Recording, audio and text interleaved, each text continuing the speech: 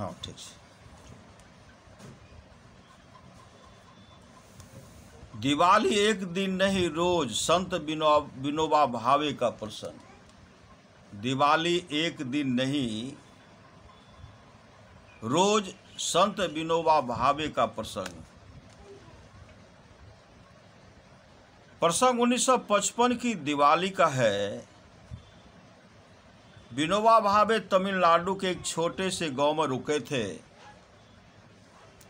सारा दिन तो भूदान यात्रा के कार्यक्रमों में बीत जाते।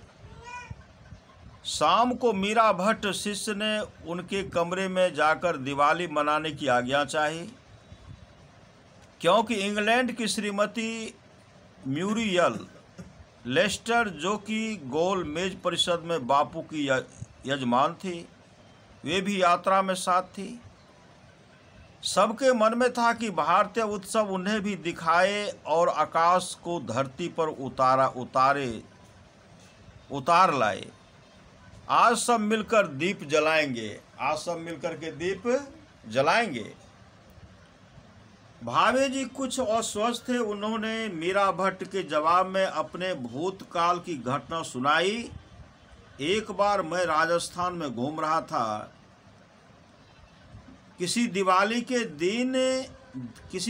के दिन में ऐसे ही किसी छोटे गांव में था।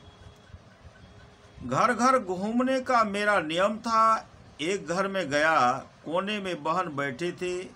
चूल्हा ठंडा था। मैंने पूछा, रसोई नहीं पकानी है? यह सुनते वह बहन रो पड़ी। घर में कई मटके रखे थे और मैंने एक एक उतार कर सब मटके देखे, किसी में भी एक दाना नहीं।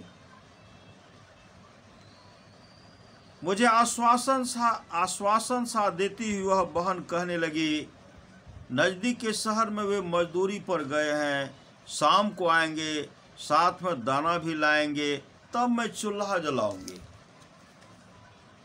उस समय उस शहर में लाख लाख दीपक जल रहे थे।